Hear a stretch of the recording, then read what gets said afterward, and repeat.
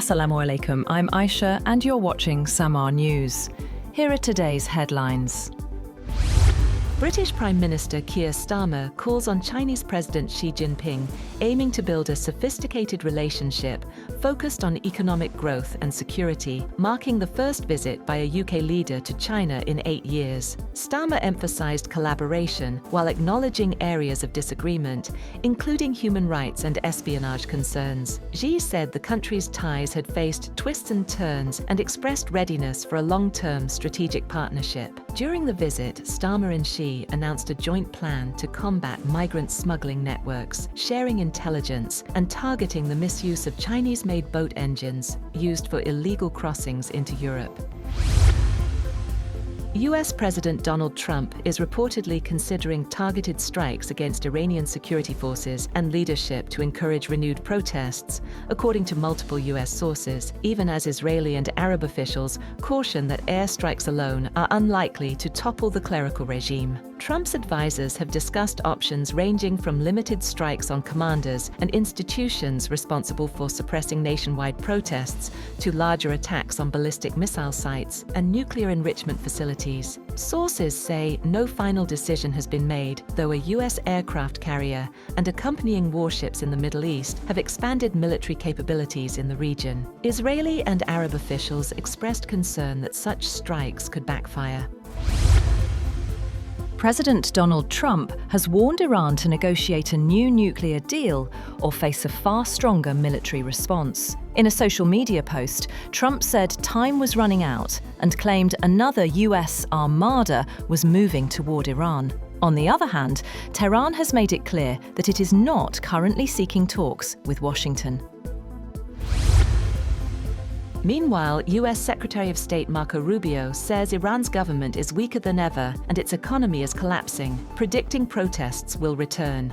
Testifying in the Senate, Rubio said thousands were killed during previous demonstrations, underscoring what he called growing instability inside the country.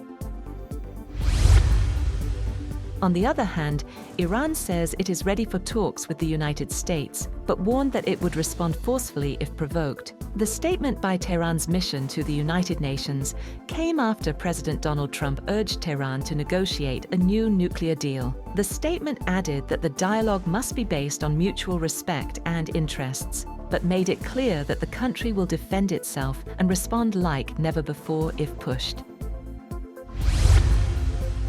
A small passenger plane crashed in northeast Colombia on Wednesday, killing all 15 people on board, including a local lawmaker and a congressional candidate, authorities said. The Beechcraft 1900 twin-engined turboprop, operated by state airline Samaa, departed before noon from Cucuta on a short flight to Ocaña. Contact with air traffic control was lost 12 minutes into the flight, and the wreckage was later found in a rural mountainous area near the Venezuela border. Among the dead were lawmaker Diogenes Quintero, who represented victims of Colombia's long internal conflict, and Carlos Salcedo, a candidate in March's elections. Rescue teams confirmed there were no survivors, and authorities have launched an investigation into the cause of the crash.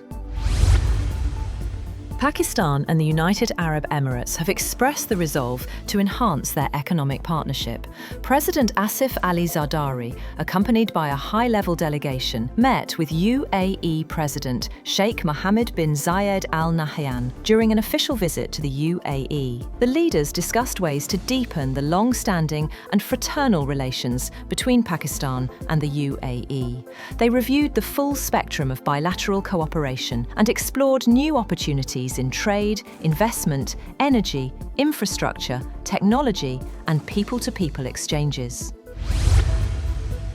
Maharashtra Deputy Chief Minister Ajit Pawar has been killed in a tragic plane crash, along with 2 staff members and 2 crew on board his charter aircraft. The incident occurred while Pawar was travelling to his home region to campaign for local body elections. Pawar, a senior leader from Maharashtra's prominent political family, was en route from Mumbai when his aircraft went down near Baramati in Pune district.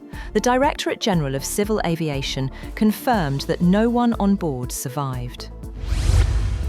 That's all for now. For more updates, visit www.samaa.tv. Thank you for watching Samaa News.